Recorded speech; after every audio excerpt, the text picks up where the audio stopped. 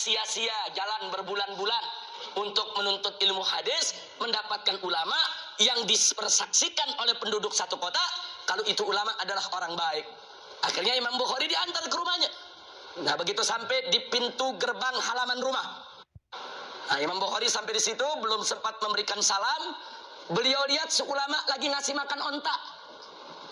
Lagi ngasih makan onta. Dalam satu riwayat disebut, saudara, dia ambil itu rumput makan onta, mau dikasih. Begitu onta memakan, dia tarik. Nah, setelah itu dikasih lagi. Begitu mau dimakan, dia tarik lagi, saudara. Imam Bukhari perhatiin, dan itu berulang-ulang. Akhirnya Imam Bukhari membatalkan maksudnya untuk belajar. Balik badan. Begitu balik badan, yang nganter tanya, Tuan, tadi kau minta diantar kemari kan mau ketemu. Katanya mau belajar ilmu dari dia. Kata apa jawab Imam Bukhari? Bagaimana aku mau belajar sama dia? Hari ini aku lihat dengan mata kepalaku, onta dibohongin sama dia. Kalau hari ini dia bohongin onta, siapa yang jamin besok dia nggak bohongi saya? Masya Allah. Padahal satu kota udah katakan itu ulama baik, ulama jujur, ulama bagus. Tapi hanya gara-gara ngebohong sama onta, nggak jadi Imam Bukhari belajar. Subhanallah. Artinya apa? Pantas Imam Bukhari mengumpulkan hadis-hadis yang luar biasa dalam kitabnya, saudara. Sampai dibantu, diberkahi oleh Allah Subhanahu wa Ta'ala, karena memang beliau sangat hati-hati mengambil riwayat hadis. Diperiksa dulu orangnya, dilihat dulu orangnya, saudara. Enggak main-main. Pantas kitabnya sampai saat ini bertahan. Pantas kitabnya menjadi ashahul kutub min ba'dil Quran. Sebagus-bagusnya kitab setelah Al-Quran, saudara. Luar biasa. Karena memang beliau memasukkan hadis ke dalam kitabnya, enggak main-main. Yang pertama, diperiksa dulu perawinya.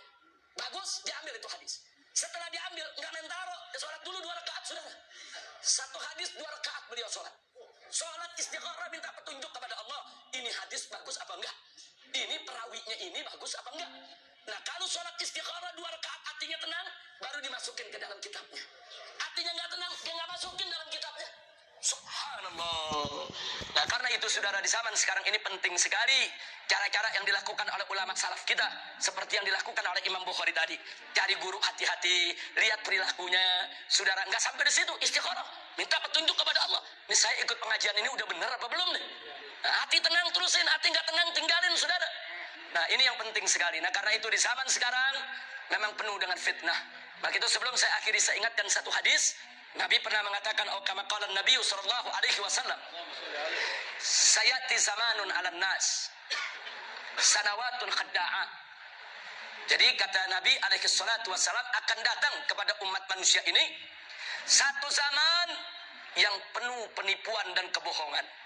Sanawatun khadda'at, tahun-tahun kedustaan, tahun-tahun penipuan, tahun-tahun kebohongan.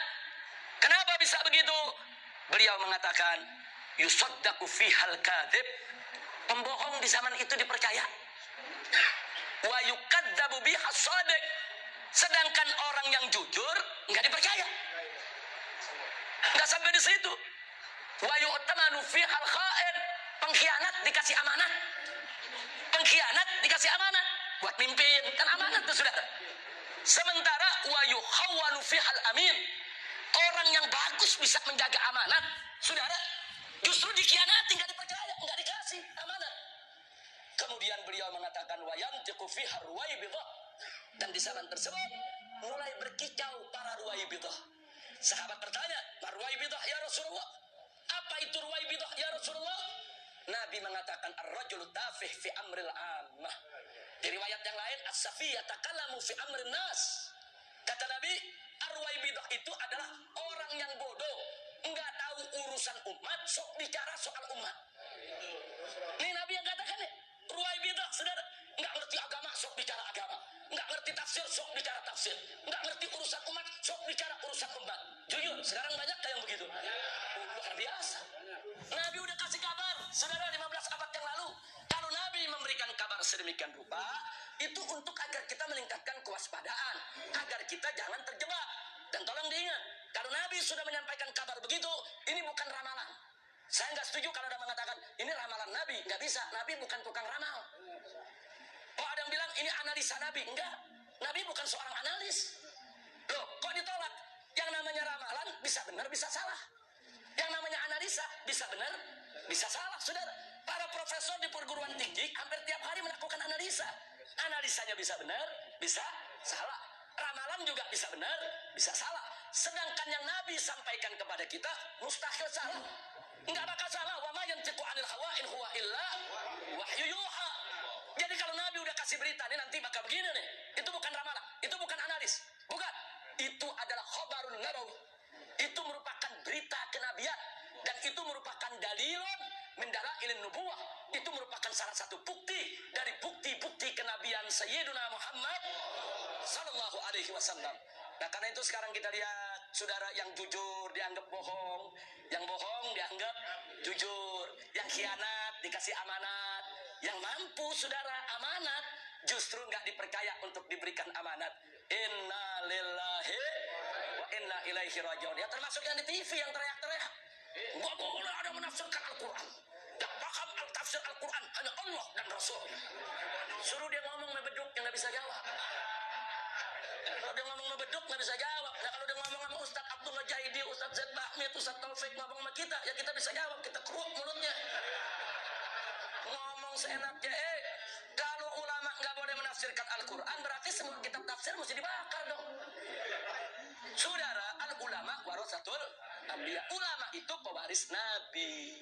Nabi itu punya tugas menjelaskan isi kandungan Al-Quran.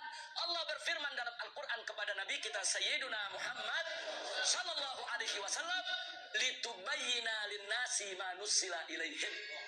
Tugasmu hai Nabi, tugasmu hai Muhammad, litubayyina, untuk kau jelaskan linnas, kepada umat manusia, manusila ilaihim, apa yang diturunkan Allah kepada mereka.